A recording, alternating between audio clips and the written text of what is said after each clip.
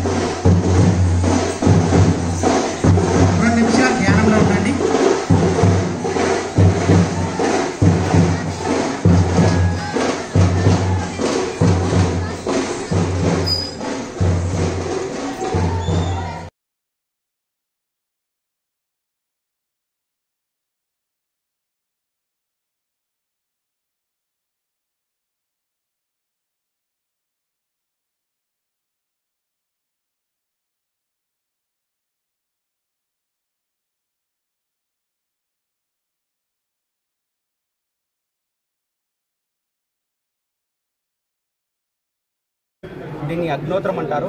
ఇది నిత్యం మనము ఆచరించే బాధ్యత మన లోపల ఉంది. ఇది మనం నిత్యం ఆచరించడం వల్ల ఏదైతే విశ్వం ఉందో, ఈ విశ్వము సరైన పద్ధతిలో నడవడానికి, ప్రకృతి మంచిగా ఉండడానికి ఆచరించే పద్ధతి అగ్నోత్రం అంటారు. ఈ అగ్నోత్రం చేయడానికి 5 రూల్స్ ఉన్నాయండి, 5 నియమాలు. ఆ 5 నియమాల్లో మొదటి నియమం వచ్చేసరికి మనం నివసిస్తున్న ప్రాంతంలో సూర్యుడు ఎప్పుడు ఉదయిస్తున్నాడు, ఎప్పుడు అస్తమిస్తున్నాడు. అలాగే అర్ధ పిరమిడ్ ఆకారంలో ఉన్న రాగి పాత్ర తీసుకోవాలి. 3వ నియమము గో అంశతో తయారు చేయబడిన ఆవు నెయ్యి, అలాగే ఆవు పిడికలు తీసుకోవాలి. 4వది మన ఇంట్లో వాడేటువంటి రైస్ ఏదైతే ఉందో, బియ్యం, అఖండ బియ్యం అంటే విరిగని బియ్యం తీసుకోవాలి. 5వ నియమము వేదమంత్ర ఉచ్చారణ చేస్తూ ఈ యజ్ఞం అనేది చేయాలి. ఈ యజ్ఞం అనేది ఏదైతే నివసిస్తున్నామో ఆ ప్రాంతంలో సూర్యుడు ఎప్పుడు వస్తున్నాడో దానికంటే ఒక 5 నిమిషాల ముందు మనం పాత్ర తీసుకొని ఆవు పిడికలు వెలిగించుకొని 2 చుక్కల ఆవు నెయ్యి నేసి, బియ్యాన్ని తీసుకొని ఆవు నెయ్యి నేసి చక్కగా కలిపి 2 భాగాలుగా విడదీసి, ఎప్పుడైతే సూర్యుడు ఉదయిస్తున్నాడో ఆ సమయం తెలుసుకొని, ఆ సమయానికి మండే జ్వాలలో ఉదయం అనుకోండి, ఉదయం వేసే 2 ఆవుతులు ఏవైతున్నాయి, 2 ఆవుతులు. మొదటి ఆవుది సూర్యాయ స్వాహ సూర్యాయ ఇదం నమః.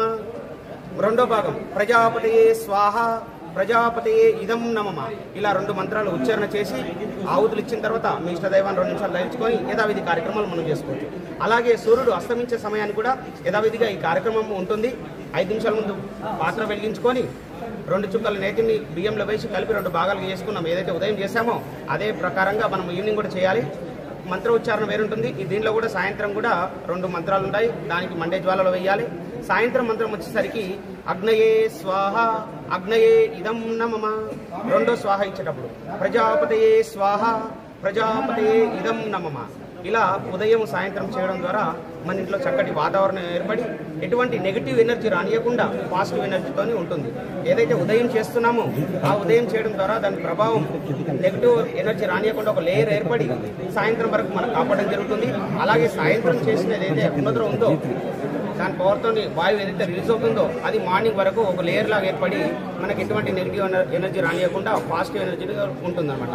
దీనికి మనం బెస్ట్ ఎగ్జాంపుల్ చూసుకోవాలంటే 1984లో భోపాల్ విషవాయువు రిలీజ్ అయ్యి కొన్ని థౌసండ్స్ ఆఫ్ పీపుల్ చనిపోయారు.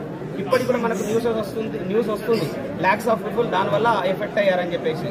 అక్కడే ఏదైతే ఉందో మన కెమికల్ రిలీజ్ అయ్యి వాయువులో కలిసి చనిపోయారో ఆ కంపెనీ యజమాని వచ్చేసి అక్కడ రీసెర్చ్ చేస్తే కనుక అక్కడే నివసిస్తున్న 2 కుటుంబాలకు ఎటువంటి హాని జరగలేదని తెలిసిందనమాట. వాళ్ళ ఫ్యామిలీ ఏదైతే ఉందో ఏం చేస్తున్నారని తెలుసుకుంటే కనుక వాళ్ళ ఇంట్లో నిత్యం అగ్నిహోత్ర ఆచరిస్తున్నారని తెలవడం ద్వారా ఇది గూగుల్లో కూడా మనకు చెప్పడం జరిగింది. మీరు కూడా చూడొచ్చు. ఇది ప్రపంచవ్యాప్తంగా 72 దేశాల్లో ఇప్పటికీ అగ్నిహోత్ర చేస్తున్నారని